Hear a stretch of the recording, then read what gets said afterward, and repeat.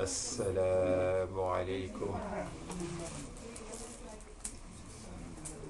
أعوذ بالله من الشيطان الرجيم. بسم الله الرحمن الرحيم. الحمد لله رب العالمين الرحمن الرحيم مالك يوم الدين. إياك نعبد وإياك نستعين. اهدنا الصراط المستقيم صراط الذين أنعمت عليهم غير المغضوب عليهم ولا الضالين. آمين. اللهم صل على سيدنا محمد الفاتح لما أغلق والخاتم لما سبق ناصر الحق بالحق والهادي إلى صراطك المستقيم وعلى آله حق قدره ومقداره العظيم. Nous disons toujours Alhamdulillah Rabbil Alamin, qui nous a permis de nous retrouver, vivre ce moment de rappel.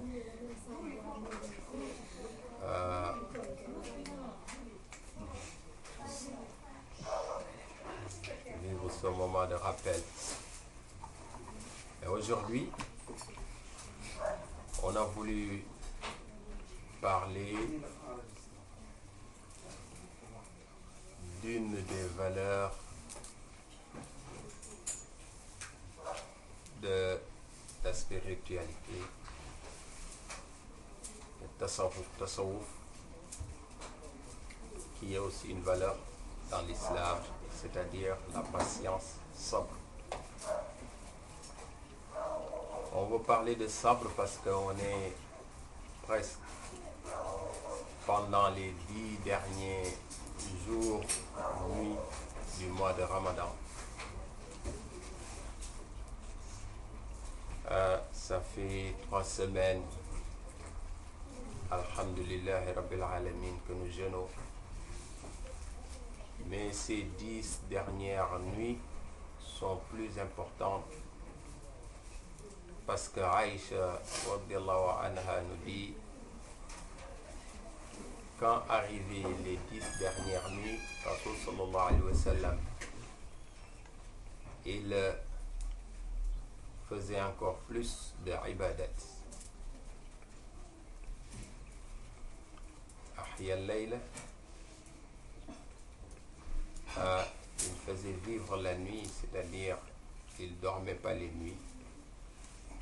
Wa ayqaza ahla, il réveillait sa famille pour que sa famille aussi prie la nuit.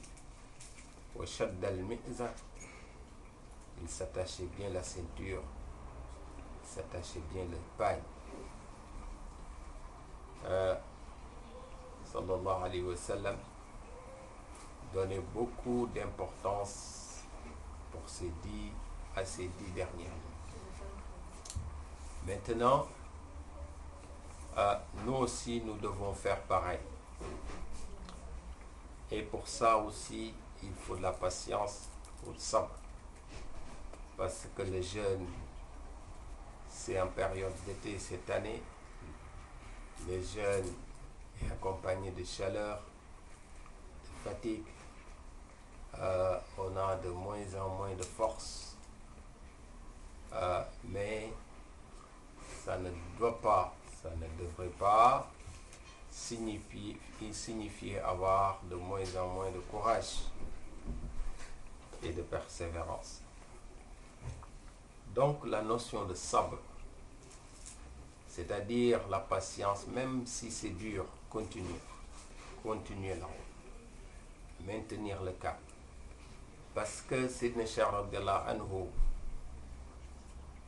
quand il s'approchait du Fath, l'ouverture, à l'âge de 46 ans,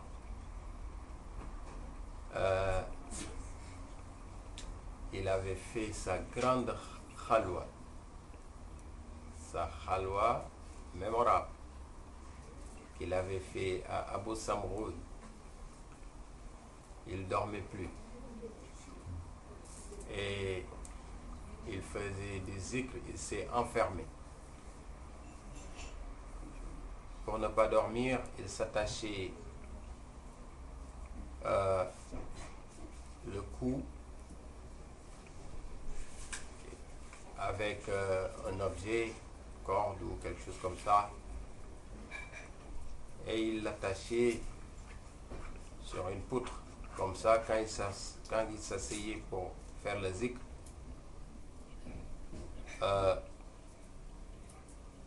il ne dormait pas. Donc il fonçait comme si c'était la dernière ligne droite. En réalité, c'était une ligne droite aussi, parce que c'est en ce moment qu'il a reçu le fath, jusqu'à ce que le prophète sallallahu alayhi wa sallam arrive. Il voit le prophète sallallahu alayhi wa sallam yaqazatan la manaman, pas dans le sommeil, pas dans le rêve. Il a vu le prophète Muhammad sallallahu alayhi wa sallam. Et le prophète sallallahu alayhi wa sallam lui donne la tariqa. Il dit, voici la tariqa. Et en ce moment, c'était du courage, de la patience aussi. C'est pour ça qu'Allah subhanahu wa ta'ala il dit, Ya ayyuhalladhina amanu isbiru wa sabiru wa rabitu wattaqullaha la'allakum tuflihun. Vous qui avez la chance d'être des croyants, il vous faut de la patience. Soyez patients. Recommandez-vous la patience entre vous. وَتَوَاصَوْا بِالْحَقِّ وَتَوَاصَوْا بِالصَّبْرِ. On se dit la vérité et on se conseille la patience. Isbiru wa sabiru wa rabitu. Restez ensemble. Restez unis. Wattaqullah, et craignez Allah subhanahu wa ta'ala la'allakum tuflihun. Peut-être que vous aurez la réussite.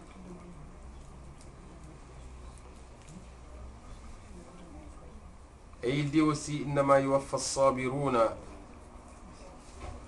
ajrahum bighayri hisab. Ceux qui ont la patience, Allah subhanahu wa ta'ala leur donne leur récompense. Ils sont récompensés sans qu'Allah il compte, il leur donne sans arrêt. Mais je voudrais parler aujourd'hui d'une histoire. L'histoire d'une personne qui, pour garder sa foi en Allah subhanahu wa ta'ala, a eu la patience jusqu'à perdre la vie. Nous, la patience qu'il nous faut, c'est pour pouvoir résister à la chaleur, supporter la fatigue, pour bien terminer notre Ramadan. Inch'Allah, qu'Allah nous le facilite. Amen. Alors il y avait un hadith qu'il a raconté le prophète sallallahu alayhi wa sallam. Il dit, كان ملك في من قبلكم وكان له ساحر فلما كبر قال للملك إني قد كبرت فابعث إلي غلاما أعلمه السحر فبعث إليه غلاما يعلمه وكان في طريقه إذا سلك راهب فقعد إليه وسمع لكلامه فأعجبه. Alors donc c'était un roi qui avait un magicien, un sahir, quelqu'un qui faisait de la sorcellerie et qui l'accompagnait dans sa tâche de roi. Quand ce dernier était devenu vieux, il lui dit, envoie-moi un jeune que je lui apprenne la sorcellerie, la magie. Puisque peut-être que il croyait qu'il allait bientôt mourir. bien, le roi lui envoie un jeune. Mais sur le chemin, il y avait un moine. Le moine, à chaque fois que le jeune allait vers le sorcier, il passait chez le moine. Et le moine lui parlait de Allah, lui parlait de Dieu. Et il était émerveillé par le discours du moine.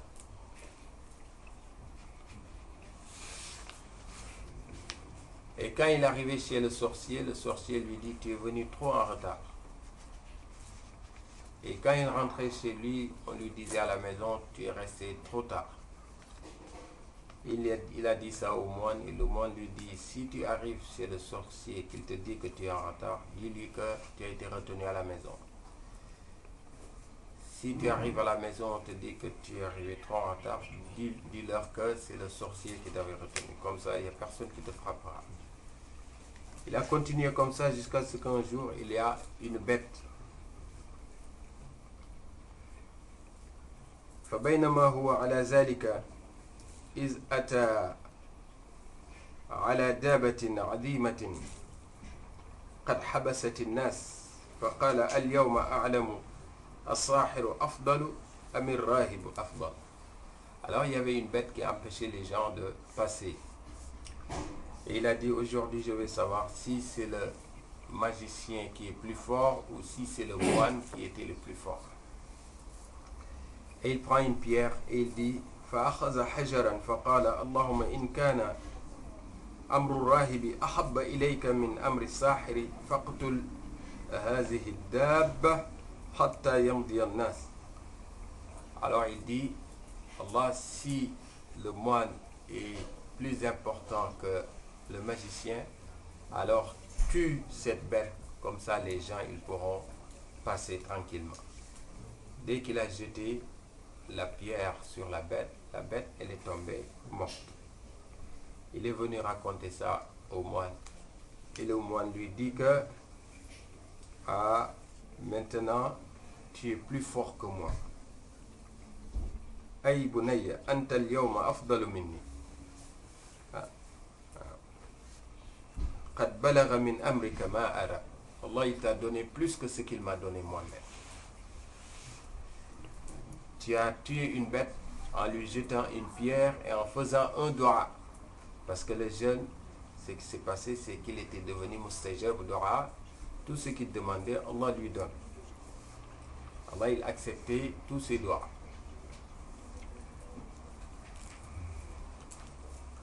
Et lui dit: si il t'arrive quelque chose, ne parle pas de moi. Alors le jeune commençait, tout ce qu'il demandait, Allah lui donne. Alors il y a quelqu'un qui était d'habitude chez le roi, il était aveugle, il est venu voir le jeune pour qu'il lui fasse dua, pour qu'il soit guéri. Et le jeune lui dit: si tu crois en Allah, je ferai dua pour toi, comme ça tu seras guéri. Il dit: je crois en Allah, il fait dua pour lui, il est guéri. Il retourne chez le roi lui dit: mais comment tu as retrouvé la vue? Il a dit: quelqu'un, c'est Allah qui me l'a donné. Il dit: tu as un autre Dieu que moi? Il dit: mon Dieu, Rabbi wa Rabbuk, mon Dieu est ton Dieu à toi. Alors, il lui dit: qui c'est qui t'a influencé? Alors, ils n'ont pas arrêté de frapper le monsieur lancé aveugle jusqu'à ce qu'il indique le jeune. Ils sont venus frapper le jeune jusqu'à ce qu'il indique le moine. Ils sont venus, ils ont tué le moine. Ils l'ont coupé en deux. Ils l'ont scié de la tête aux pieds. Ils l'ont coupé en deux. Pour vous dire la barbarie de certains quand il s'agit de contraindre quelqu'un à quitter sa religion. Ils sont revenus. Ils ont demandé à l'ancien aveugle de laisser sa religion. Il a refusé. Ils l'ont scié lui aussi. Ils sont revenus. Maintenant, ils voulaient tuer les jeunes, mais c'était là le problème, parce que le jeune, c'est quelqu'un, tout ce qu'il demande, Allah lui donne. Alors il dit: bon, amène-le au sommet de la montagne et demande-lui. S'il ne veut pas laisser Allah, s'il croit toujours à Allah, tuez-le, jetez-le. Comme ça, il va tomber, il va mourir. Ils l'ont amené. Quand ils sont arrivés au sommet de la montagne, Ils lui ont demandé de laisser sa religion. Le jeune, il a refusé. Ils ont voulu le pousser et le jeune, il a fait un doigt. Et la montagne a tremblé. Et eux tous, ils sont tombés, ils sont morts. Et lui, il est rentré. Alors, quand il est venu, parce qu'il a dit Allahumma akfinihim bima shi'ta, c'est ce doigt qu'il a fait. Quand il est venu, le roi, il lui a dit, ils sont les autres? Il a dit, ah, ils sont morts. Mon Dieu, Allah, il les a tués. Il dit, bon. Il a envoyé encore un autre groupe. Il a dit, amenez-le au milieu de la mer et jetez-le dans l'eau. S'il refuse de laisser sa religion. Ils l'ont amené au milieu de l'eau, dans une pirogue. Juste avant de le jeter, le jeune, il a fait encore un autre doigt. Allahumma kfini him bima shi'ta. Protège-moi contre eux. Et la pirogue s'est renversée. Eux tous, ils sont morts, noyés. Le jeune, il est rentré. Alors, il vient, il dit au roi, tu sais que tu te fatigues, tu n'arriveras jamais à me tuer de cette façon. Il y a une seule façon avec laquelle tu peux me tuer. Alors le roi lui dit, c'est quoi? Il lui dit, tajma'un nasa fi sa'idin wahidin. Tu réunis tout le monde dans une seule place. Wa taslubuni ala jaz'in. Et tu m'accroches sur un tronc. Tu m'attaches sur le tronc d'un arbre. Thumma khuz sahman min kinanati. Alors tu prends une flèche de mon sac. Hein? Les sacs où on mettait les flèches là, ça s'appelle carquois. Kinanati. Thumma da'i sa'ma fi kabadil qaws. Alors mets la flèche dans un arc. Donc arme l'arc et tu tires en disant ceci. Si tu ne dis pas ce que je te dicte, jamais tu arriveras à me tuer. Tu peux jeter, tu peux me tirer des milliers d'arcs. Je ne serai pas mort. Tu dis Bismillahi Rabbil Ghulam. Tu dis au nom de Dieu, le Seigneur de cet enfant, de ce garçon. Si tu dis ça, alors là, tu me tues, tu arriveras à me tuer. Alors le roi, comme il voulait se débarrasser du garçon, il accepterait n'importe quoi. Alors il dit, il réunit tout le monde, toute la population. Il ne savait pas que c'était un piège en même temps. Il réunit toute la population, il attache l'enfant et il prend un arc et il tire sur l'enfant. Il dit Bismillahi Rabbil Ghulam. Au nom de Dieu, au nom de Allah, le Seigneur de ces jeunes. Il tire et il tue l'enfant. Le jeune, il est mort. Mais dès que le jeune, il est mort, toute la population s'est retournée. Ils ont dit, ah, puisque même le roi, il est d'accord que l'enfant, son Dieu, c'est Allah, donc nous tous, nous croyons en Allah. Alors, c'était la catastrophe.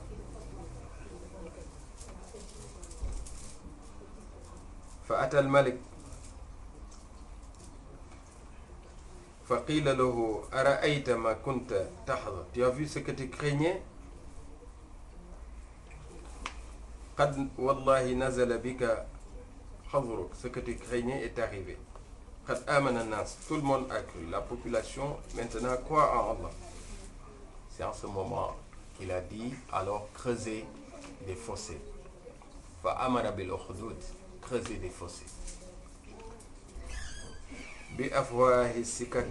Partout où il y a des carrefours, creusez des fossés et mettez du feu dans ces fossés.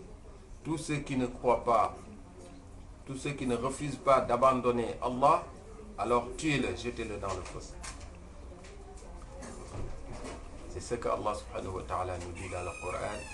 وَالسَّمَاءِ ذَاتِ الْبُرُوجِ وَالْيَوْمِ الْمَوْعُودِ وَالشَّاهِدِ وَالْمَشْهُودِ قتل أصحاب الأخدود النار ذات الوقود إذ هم عليها قعود وهم على ما يفعلون بالمؤمنين شهود وما نقموا منهم إلا أن يؤمنوا بالله العزيز الحميد الذي له ملك السماوات والأرض والله على كل شيء شهيد.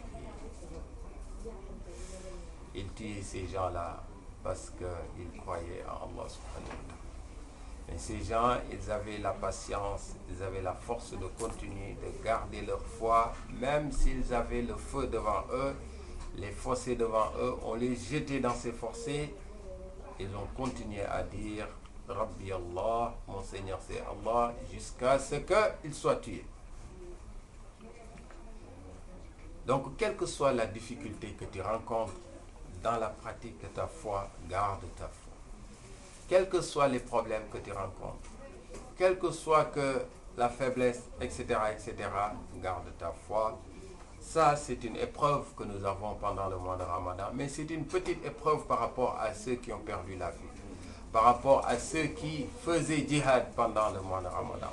Badr, vous vous rappelez, Fath Makkah, vous vous rappelez, etc., etc. Ceux qui étaient avec Tariq ibn Ziyad aussi, j'en avais parlé à la mosquée l'autre jour, qui ont conquis l'Andalousie avec Gibraltar, Jabal al-Tariq, etc., etc. Lui, quand il est arrivé avec les musulmans, il a brûlé les pirogues, il a dit l'ennemi est devant vous, al-adou amamakum, et la mer est derrière vous, wal-bahru wara'akum. Maintenant, soit vous faites ce qu'il faut pour propager l'islam, ou bien vous êtes tué soit par l'ennemi, ou vous allez mourir noyé. Donc, Inch'Allah, qu'Allah nous préserve, qu'Allah nous préserve. Et seulement, il y avait une femme. Quand ils ont amené la femme devant les fossés et devant le feu, la femme avait un bébé avec elle. Ils lui ont dit, tu gardes ta religion ou bien tu crois au roi? Comme quoi le roi c'est ton Dieu. La femme hésitait. Elle regarde son enfant et elle hésitait. Et Allah a donné la parole à l'enfant. Et l'enfant a parlé. L'enfant a parlé, a dit à sa maman, Isbiri fa innaki ala al-haq. Et la patience parce que toi, maman, tu es dans la vérité. Et la femme a gardé sa religion. On l'a jeté dans le feu avec son enfant pour vous dire comment ils étaient barbares à cette époque-là, mais aussi comment aussi les croyants de cette époque-là ont accepté de subir tout cela pour garder leur foi, bien pratiquer leur religion. Nous maintenant, quelles que soient les difficultés, on garde notre foi. Sidna Sharadallah, on a vu son exemple. On a vu aussi les exemples de ceux qui étaient avec lui. Nos machaïrs, chacun en ce qui le concerne, il a bravé des circonstances douloureuses, difficiles, mais quand même, ils ont toujours gardé, Inch'Allah, le cap, rester debout et garder leur tariqa, l'islam et leur foi, Inch'Allah. Qu'Allah nous préserve et qu'Allah il accepte, Inch'Allah, toutes nos adorations, qu'Allah il accepte notre jeûne, qu'Allah il accepte ce mois de Ramadan, qu'Allah nous donne la force de pouvoir continuer le mois de Ramadan, tout ce que nous jeûnons, qu'Allah il accepte, qu'Allah nous donne la chance et la possibilité de vivre encore des Ramadans et des Ramadans, Inch'Allah, qu'Allah nous le facilite et qu'Allah nous ouvre des forces, nous ouvre des portes, nous donne la santé aussi, nous ouvre des portes de risque aussi, nous facilite la vie. Ceux qui ont des difficultés, qu'Allah il leur apporte des solutions. Ceux qui ont des problèmes, qu'Allah il leur donne à eux aussi des solutions. Ceux qui ont des besoins, qu'Allah il leur donne satisfaction. Ceux qui sont malades, qu'Allah il leur donne shifa. Les parents qui sont malades, qu'Allah il leur donne shifa. Les parents qui sont décédés, qu'Allah il leur donne sa rahma. Tous les proches, tous les musulmans qui sont décédés, qu'Allah il leur donne sa rahma, sa maghfira. Tous ceux qui ont des besoins particuliers, que ce soit pour les études, que ce soit pour le travail, que ce soit pour les papiers, que ce soit pour le mariage, que ce soit. Allah il entend tout, qu'Allah il leur ouvre les portes de sa rahma, Inch'Allah. أقول قولي هذا وأستغفر الله لي ولكم ولوالدي ولوالديكم فاستغفروه إنه كان غفارا. اللهم صل على سيدنا محمد الفاتح لما أغلق والخاتم لما سبق ناصر الحق بالحق والهادي إلى صراطك المستقيم وعلى آله حق قدره ومقداره العظيم. إن الله وملائكته يصلون على النبي يا أيها الذين آمنوا صلوا عليه وسلموا تسليما. صلى الله تعالى عليه وعلى آله وصحبه وسلم تسليما. سبحان ربك رب العزة عما يصفون وسلام على المرسلين والحمد لله رب العالمين.